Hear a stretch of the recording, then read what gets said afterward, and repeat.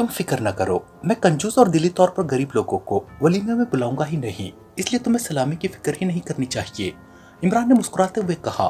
उसी लम्हे वेटर ने मेज पर खाना लगाना शुरू कर दिया, इसलिए तनवीर होंठ बीचकर खामोश हो गया। तुम जैसे पटीचर के वलीमे पर जाता कौन है, और मुझे तो यकीन है कि जूलिया भी तुम्हारे वलीमे पर जाना पसंद न करेगी। वेटर के जाते ही तनवीर ने मुंह बनाते हुए कहा, अरे जूलिया के बगैर तो वलीमे का तस्वुर ही नहीं हो सकता। क्यों जूलिया? इमरान ने जुम्मानी लहजे में मुस्कुराते हुए कहा और खाना खाने में मसरूफ हो गया। इमरान के इस फिक्रे पर जूलिया ने बेख्तियार शर्माते हुए खाने पर मुंह झुका दिया। क्यों नहीं हो सकता, तुम अपने पटीचर दोस्तों को बुलाकर वलीमा खिला देना। तनवीर ने मुंह बनाते हुए कहा। अरे कमाल है, बगैर दुल्हन के तो वलीमा ऐसे लगेगा जैसे मैं वलीमे की बजाय फकीरों को खाना खिला रहा हूँ। फिर तो तुम सबसे आगे नजर आओगे। इमरान ने कहा। तो तुम्हारा ये मकसद था, ये बात है, तो तुम सारी जिंदगी वलीमे का इंतजार ही करते रहोगे। तनवीर ने गुर्राते हुए कहा। वो पहले शायद इसलिए हंस पड़ा था कि उसका ख्याल था कि जूलिया के सामने वलीमे की बात का मकसद यही है कि इमरान किसी और से शादी की बात कर रहा है, लेकिन अब जैसे ही असल बात सामने आई उसका मूड जाहिर है ऑफ होना ही था। खाना खाओ तनवीर, जूलिया ने तनवीर को डांटते हुए कहा और इमरान बेख्तियार मुस्कुरा दिया। खाने से फारिग होकर इमरान ने कॉफी मंगवाई। जूलिया के चेहरे पर जज्बातियत का रंग अभी तक गहरा था। जाहिर है इमरान ने खुलकर बात कर दी थी, जबकि तनवीर का मूड बदस्तूर ऑफ था। वो अब इस तरह इधर उधर देख रहा था जैसे उसका इन दोनों से वाकई कोई ताल्लुक ना हो। कब तक इरादा है तुम्हारा? अचानक जूलिया ने इंतहाई शर्मीले लहजे में कहा तो इमरान चौंक पड़ा। किस चीज का इरादा? इमरान ने लहजे में हैरत पैदा करते हुए कहा, जबकि तनवीर के पहले से भींचे हुए होठ और ज्यादा भींच गए। वही जिसका जिक्र तुम अभी कर रहे थे। जूलिया ने जज्बात में डूबे हुए लहजे में कहा। किसका जिक्र? इमरान पूरी तरह शरारत पर तुला हुआ था। बकवास मत करो, सीधी तरह जवाब दो। मैं उसकी बात कर रही हूँ जिसकी रिहर्सल के लिए तुम संजीदा हो रहे थे। जूलिया पर चूंकि मशरिकी रंग गहरा हो चुका था, इसलिए वो खुलकर बात न कर पा रही थी। अरे कहीं तुम वलीमे की बात तो नहीं कर रहे? इमरान ने चौंक कर कहा और जूलिया ने इस बार जवाब देने की बजाय सिर्फ अजबात में सर हिला दिया। उसके चेहरे पर उम्मीद व बिम के अजीब से तासुरात उभर आए थे। अब क्या बता सकता हूँ, अभी तो मेरी सांस भी पैदा नहीं हुई। इमरान ने एक तवील आह भरते हुए कहा और जूलिया बेख्तियार उछल पड़ी। उसके चेहरे का रंग तेजी से बदलता चला गया, जबकि तनवीर का रद्द-ए-अमल उससे कतई मुख्तलिफ था। उसका चेहरा उसी तेजी से खिल उठा जिस तेजी से जूलिया का चेहरा बिगड़ा था। क्या मतलब? क्या बकवास कर रहे हो? तुम कैसे कह सकते हो कि सांस पैदा नहीं हुई? जूलिया ने काट खाने वाले लहजे में कहा। अभी तक उससे मुलाकात जो नहीं हो सकी, मैंने तो बड़ी कोशिश की थी और हर उस औरत के सामने सर झुका दिया जो सास बनने की उम्र में हो, लेकिन मुझे हसरत ही रही कि कोई तो मेरे सर पर हाथ रखकर मुझे दामाद कह दे, मगर सबने बेटा ही कहा। इसलिए मेरा ख्याल है कि अभी सास साहिबा तो पैदा ही नहीं हुई। बहरहाल उम्मीद पर दुनिया कायम है। इमरान ने मुस्कुराते हुए जवाब दिया। तो तुम हर औरत को सास बनाने पर तैयार हो? जूलिया ने गुस्से से फनकारते हुए लहजे में कहा। हर औरत? ला हौल वला कुव्वता। अरे ज्यादा से ज्यादा 4 औरतें ही मेरी सास बन सकती हैं। हर औरत ला हौल वला कुव्वता। कुछ सोचकर बोला करो जूलिया। इमरान ने बकायदा कानों को हाथ लगाते हुए कहा। तो ये इरादे हैं तुम्हारे? तुम 4 का सोच रहे हो? मैं तुम्हें गोली ना मार दूंगी। जूलिया के लहजे में बेपनाह गुस्सा था। फिर बाकी 3 बेचारियों को जाहिर है नए दामाद ढूंढने पड़ेंगे, इमरान ने कहा। तो यकलक जूलिया का चेहरा खिल उठा। जाहिर है बाकी 3 का मतलब वो अच्छी तरह समझ गई थी कि अब यहाँ बैठकर बस बातें ही करते रहना है या कोई काम भी करना है। तनवीर ने गुस्सीले लहजे में कहा। उसी लम्हे वेटर ने आकर बर्तन समेटने शुरू कर दिए तो इमरान ने उसे बिल लाने के लिए कह दिया। मेरी समझ में ये बात नहीं आती इमरान कि अगर तुमने टैक्स आउट के हेडक्वार्टर और उसके सेक्टर्स के खिलाफ काम करना था तो फिर बाकी सारे साथियों को तुमने वापस क्यों भिजवा दिया है? क्या हम 3 इतनी बड़ी तंजीम के मुकाबले में काम कर लेंगे? जूलिया ने इंतहाई संजीदा लहजे में कहा। मैंने तो सोचा था कि अकेला तनवीर ही सारी बारात से भारी साबित होगा, इसलिए कहा मैं इतने अखराजात करता फिरूं और फिर फाइल को भी फौरी तौर पर भिजवाना था, मगर अब तुम। इमरान ने मुस्कुराते हुए कहा और तनवीर ने कुछ कहने के लिए मुंह खोला ही था कि वेटर बिल लेकर आ गया और इमरान अपना फिक्रा अधूरा छोड़कर उसकी तरफ मुतवज्जे हो गया और तनवीर ने भी होंठ भींच लिए। इमरान ने बिल की रकम के साथ उसे भारी टिप भी दे दी और वेटर इंतहाई अदब से उसे सलाम करके वापस चला गया। सुनो सर, बैकआउट क्या यहीं से खाना खाते हैं? इमरान ने वेटर से मुखातिब होकर कहा। ओ नहीं जनाब, वो वेस्टर्न रेस्टोरेंट में खाना खाते हैं, अलबत्ता कभी कभार जब उनके एशियाई दोस्त आ जाए तो वो हमारे यहाँ भी आ जाते हैं, वेटर ने जवाब दिया और इमरान ने सर हिला दिया। फोन ले आओ यहाँ, इमरान ने वेटर से कहा और वेटर सर हिलाता हुआ वापस मुड़ा और चंद लम्हों बाद जब वो वापस आया तो उसके हाथ में फोन पीस था, लेकिन उस पर नंबर मौजूद न था। होटल एक्सचेंज से बात कर लीजिए, वो आपको मतलूबा नंबर डायल कर देंगे, वेटर ने फोन पीस देते हुए कहा और इमरान ने सर हिलाते हुए फोन पीस का बटन दबाकर उसे ऑन कर दिया। Yes exchange please. बटन दबते ही एक आवाज सुनाई दी, सर बैकआउट से बात कराइए, मैं अली इमरान बोल रहा हूँ। इमरान ने कहा यस। दूसरी तरफ से कहा गया और फिर चंद लम्हों की खामोशी के बाद उस ऑपरेटर की आवाज सुनाई दी, हेलो सर बैकआउट से बात कीजिए, ऑपरेटर ने कहा और उसके साथ ही कटक की आवाज के साथ राब्ता कायम हो गया। यस बैकआउट बोल रहा हूँ, कौन साहब? बोलने वाले का लहजा बेहद बारौब था, लेकिन उसके लहजे में हैरत का उनसर भी नुमाया था। ओ, इस ऑपरेटर ने रिहाइशगाह का नंबर मिला दिया। सॉरी मिसेस बैकआउट, मैंने सर बैकआउट से बात करनी थी, इमरान ने मुस्कुराते हुए कहा। क्या क्या कह रहे हो? मैं बैकआउट बोल रहा हूँ, दूसरी तरफ से इस बार गुस्सीले लहजे में कहा गया। अरे कमाल है, पहले तो जिन्स तब्दील हुआ करती थी, अब सिर्फ गले भी तब्दील होने लग गए हैं। आवाज तो मिसेस बैकआउट की है, इस तरह रौबदार, जबकि वो सर बैकआउट बेचारे तो बस रौब का लफ्ज ही डिक्शनरी से तलाश करते रह जाते हैं। इमरान ने मुंह बनाते हुए कहा, ओ तुम वाकई वो पाकिस्तान वाले अली इमरान तो नहीं हो? ओ तुम शैतान, आज कैसे फोन कर लिया तुमने? क्या पाकिस्तान से बोल रहे हो? सर बैकआउट ने यकलक हंसते हुए कहा। अब उनका लहजा नॉर्मल हो गया था। शुक्र है आपने पहचान तो लिया, वरना परदेश में तो अच्छे अच्छे वाकिफ भी पहचानने से इनकार कर देते हैं, इमरान ने ऐसे लहजे में कहा जैसे उसे सर बैकआउट की बात सुनकर इंतहाई इत्मीनान हो गया हो। परदेश? क्या मतलब? मैं समझा नहीं तुम्हारी बात, सर बैकआउट ने संजीदा होकर पूछा। ऑस्ट्रेलिया का दारुल हुकूमत स्प्रिंग परदेसी है मेरे लिए, इमरान ने मुंह बनाते हुए कहा। स्प्रिंग? ओ तुम स्प्रिंग से बोल रहे हो? कब आए हो यहाँ? तुमने मुझे आने से पहले क्यों नहीं बताया? कहाँ से बोल रहे हो? नॉनसेंस, सर बैकआउट ने इंतहाई गुस्सीले लहजे में कहा। यहाँ एक अल्फ्रेड प्लाजा है जिसमें अल्फ्रेड ओरिएंटल होटल है, मैं तो समझा था ओरिएंटल है इसलिए उसके खाने के रेट्स भी ओरिएंटल ही होंगे।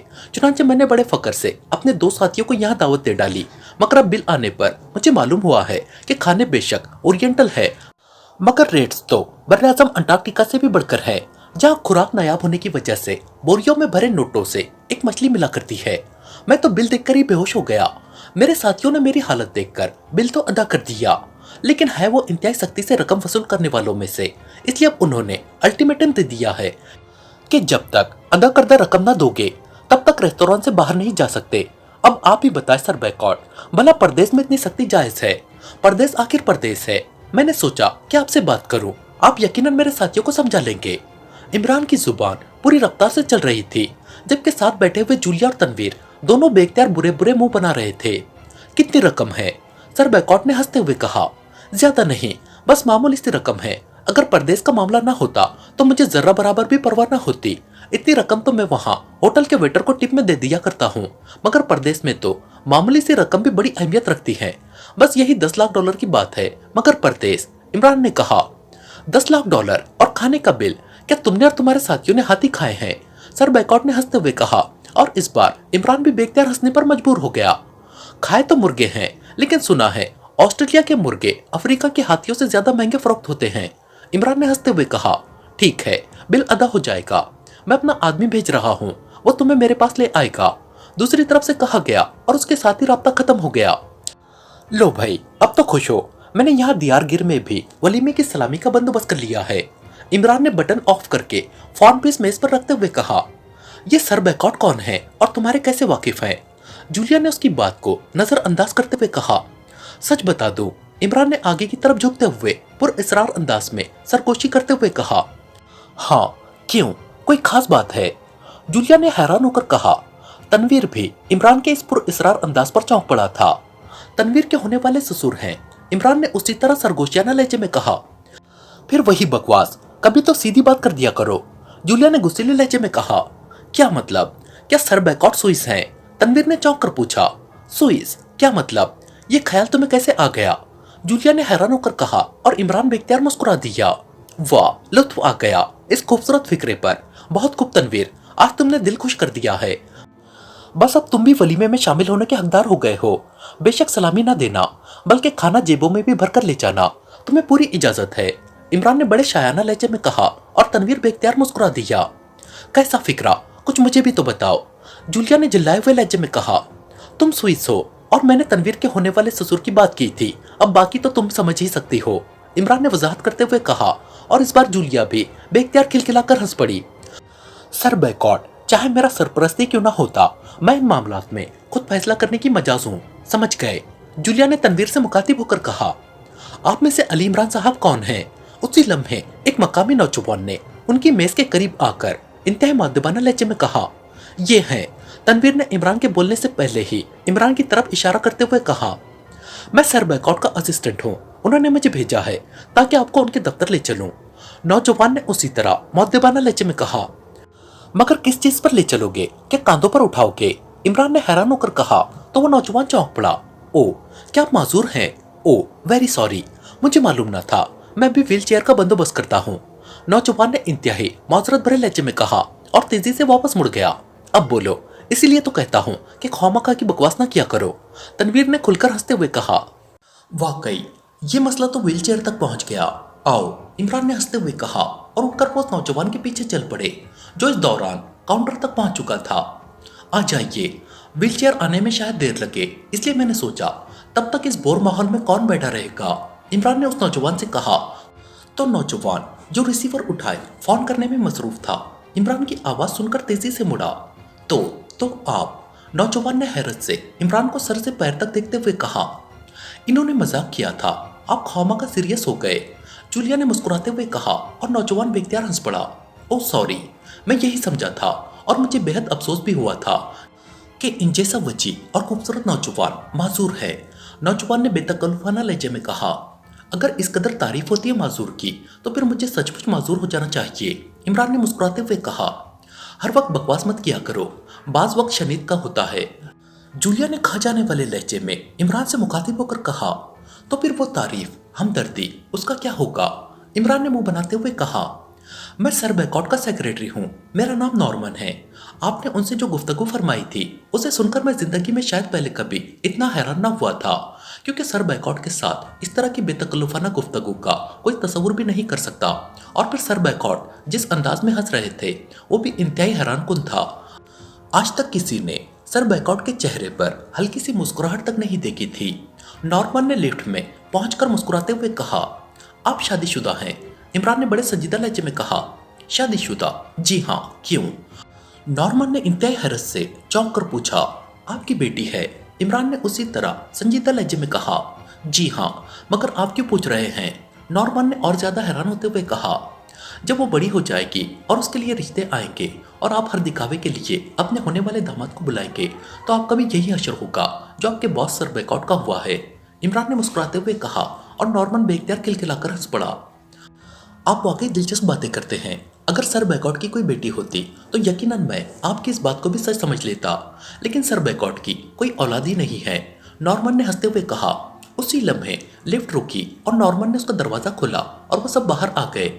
बिल्डिंग की ये पूरी मंजिल दफातर पर मुश्तमिल थी और कमरे के दरवाजे खुले हुए थे और अंदर मौजूद अफराद अपने अपने कामों में मसरूफ नजर आ रहे थे। तुम फिक्र न करो, हर दिखावे वाला सर बैकआउट के लिए बेटी भी साथ ही ले आ रहा है, इमरान ने मुस्कुराते हुए कहा और नॉर्मन एक बार फिर हंस पड़ा। थोड़ी देर बाद वो सब एक शानदार किस्म के दफ्तर में दाखिल हुए तो बड़ी सी मेज के पीछे बैठा हुआ एक लंबे कद और भारी जिस्म का उद्दड़ उमर आदमी रिवॉल्विंग चेयर से उठकर तेजी से आगे बढ़ा। उसके सर के बाल आधे से ज्यादा सफेद थे। ओ भतीजे, कितनी मुद्दत के बाद तुमसे मुलाकात हो रही है, उस उद्दड़ उमर आदमी ने इंतहा खुश दिलाना लहजे में कहा और आगे बढ़कर वो इमरान से इस तरह लिपट गया जैसे मुद्दतों बाद कोई बिछड़े हुए अजीज से मिलता है। अरे मेरी पसलियाँ, अरे ये पसलियाँ तो बनस्पति घी से बनी हुई हैं, खालिस घी तो सिर्फ यहाँ ऑस्ट्रेलिया में ही मिलता है, इमरान ने बीचे बीचे लहजे में कहा और सर बैकआउट हंसते हुए पीछे हट गए।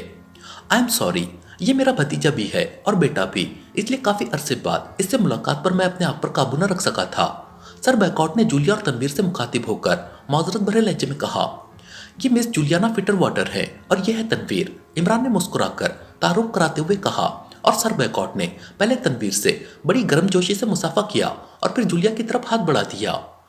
ये आधी तीतर और आधी बटेर नहीं है, असल बटेर बन चुकी है, मेरा मतलब है मशरिकी खातून, इसलिए इमरान ने जूलिया के जवाब में हाथ न बढ़ाने पर कहा। ओ अच्छा, सॉरी, सर बैकॉट ने कदरे शर्मिंदा से लहजे में कहा और फिर उन्होंने एक साइड पर रखे हुए सोफों की तरफ इशारा किया और उन तीनों के साथ वो खुद भी सोफे पर बैठ गए। उसी लम्हे सेक्रेटरी ने टिश्यू पेपर्स में लिपटी हुई मशरूबात की बोतलें लाकर उनके सामने रख दी। हाँ, अब बताओ कब आए हो? सर रहमान कैसे हैं? और बेगम साहिबा, मेरा मतलब तुम्हारी वालिदा कैसी हैं? सुरैया तो अब खासी बड़ी हो गई होगी। सर बैकॉट ने इंतहा बेतकल्लुफाना लहजे में कहा। डैडी तेजी से रिटायरमेंट के करीब पहुंचते जा रहे हैं और अम्मा भी का गुस्सा बढ़ता जा रहा है और सुरैया केकर की तरह तेजी से बढ़ती जा रही है, इमरान ने जवाब दिया। और सर बैकॉट बेख्तियार हंस पड़े। तनवीर और जूलिया अब समझ गए थे कि सर बैकॉट के इमरान के खानदान से गहरे ताल्लुकात हैं, इसलिए उनके दरमियान इस कदर बेतकल्लुफी है। सर बैकॉट, आपके नाम के हम वजन एक परिंदा यहाँ होता है, टैक्सॉट। हम असल में उसे देखने आए थे, मगर यहाँ किसी चिड़ियाघर में वो मौजूद ही नहीं है। मैंने सोचा कि टैक्सॉट का पता बैकॉट के पास लाजमन होगा, इमरान ने मुस्कुराते हुए कहा। तो सर बैकॉट बेख्तियार चौंक पड़े। उनके चेहरे पर तेजी से संजीदगी फैलती चली गई। तो ये मसला है, एक मिनट, सर बैकॉट ने इंतहाई संजीदा लहजे में कहा और उठकर वो अपनी कुर्सी की तरफ बढ़ गए। फिर उन्होंने मेज के किनारे पर लगे हुए चंद बटन दबाए और वापस आकर बैठ गए। हाँ, अब खुलकर बात करो, अब ये ऑफिस मुकम्मल तौर पर महफूज हो चुका है। तुम्हें टैक्सॉट के बारे में कैसे मालूम हुआ? सर बैकॉट ने इंतहाई संजीदा लहजे में कहा। परिंदों का एक इंसाइक्लोपीडिया छपा है, उसमें उसका जिक्र मौजूद था और साथ तस्वीर भी थी, इमरान ने बड़े सादे से लहजे में कहा। इमरान, मुझे मालूम है कि तुम पाकिस्ता सीक्रेट सर्विस के लिए काम करते हो और मिस जूलिया के मुतालिक तो मैं कह नहीं सकता। बहरहाल तनवीर साहब का ताल्लुक यकीनन पाकिस्ता सीक्रेट सर्विस से ही होगा और टैक्सॉट एक ऐसी बैनुल-अक़वामी तंजीम है जो इंतहाई जदीद तरीन दिफाई हथियार अपनी खुफिया लेबॉर्ट्रियों में तैयार करके सुपर पावर्स को फरोख्त करती है। लेकिन आज तक हमारी बेपनाह कोशिशों के बावजूद हम इस तंजीम का सुराग नहीं लगा सके। तुम्हारा टैक्सॉट का हवाला देना और फिर यहाँ तक पहुँच जाना बता रहा है कि पाकिस्ता सीक्रेट सर्विस यकीनन टैक्सॉट के खिलाफ काम कर रही है और तुम शायद मेरे पास आए भी इसलिए हो। तुम्हारा ख्याल होगा कि एसएस से इस बारे में तफसीलात मिल जाएंगी, लेकिन मुझे अफसोस है कि एसएस के पास तुम्हारे मतलब की कोई इत्तला नहीं है। अलबत्ता मैं तुम्हें इस बात का यकीन दिलाता हूँ कि टैक्सॉट के खिलाफ काम करते हुए तुम्हें एसएस की मुकम्मल मदद मुहैया रहेगी, हर किस्म की मदद और हर वक्त। सर बैकॉट ने इंतहाई संजीदा लहजे में कहा। मुझे आपकी बात सुनकर इंतहाई हैरत हो रही है कि आप ऑस्ट्रेलिया की इंतहाई फाल और इंतहाई ताकतवर सरकारी सीक्रेट एजेंसी के चीफ हैं। हुकूमत के तमाम वसाइल आपके हाथों में है और टैक्सॉट का मेन हेडक्वार्टर भी यहीं स्प्रिंग में है और आपके इस अल्फ्रेड प्लाजा से शायद 400-500 गज से ज्यादा फासला भी ना होगा उसका। इसके बावजूद आप उसके मुतालिक कुछ नहीं जानते, इमरान ने भी इस बार इंतहाई संजीदा लहजे में कहा। हाँ, मुझे एतराफ़ है कि वाकई ऐसा ही है, ये इंतहाई खुफिया तंजीम है, लेकिन तुमने ये कैसे कह दिया कि उसका हेडक्वार्टर यहाँ से करीब है? क्या सिर्फ अंदाजे से बात की है या? सर बैकॉट ने हैरत भरे लहजे में कहा। सर बैकॉट, सिर्फ एक बात बता दे कि टैक्सॉट का हेडक्वार्टर, उसका चीफ, उसके दोनों सेक्शंस के चीफ और उनकी तंजीम के सब अफराद की गिरफ्तारी एसएस के हाथों से हो जाए तो मुझे क्या इनाम मिलेगा? इमरान ने मुस्कुराते हुए कहा। ओ, अगर ऐसा हो जाए इमरान तो तुम इनाम की बात कर रहे हो, मैं तुम्हें हीरो में तोल दूंगा। सर बैकॉट ने बेख्तियार इस्तरारी कैफियत में दोनों हाथ मलते हुए कहा। अरे कहीं आप हीरो के स्मगलर तो नहीं है? इतने हीरो तो शायद उनके पास ही ना हो, इसलिए आपका वादा टरकाने वाला ही हो सकता है। लेकिन इनाम मैंने लेना ही है। क्या लेना है ये बाद में बताऊंगा। मैंने सुना है कि एसएस का ऑपरेशन रूम इंतहाई जदीद आलात से मजीन है। चलो टैक्सॉट ना सही, बैकआउट का चिड़ियाघर, सॉरी अजायब घर ही देख लेते हैं, इमरान ने मुस्कुराते हुए कहा और सोफे से उठ खड़ा हुआ। ठीक है, आओ मेरे साथ, मगर यह मेरे उसूल के खिलाफ है कि मैं किसी अजनबी को ऑपरेशन रूम में दाखिल होने की इजाजत दूं। मगर तुम्हारी और तुम्हारे साथियों की बात दूसरी है, सर बैकआउट ने कहा।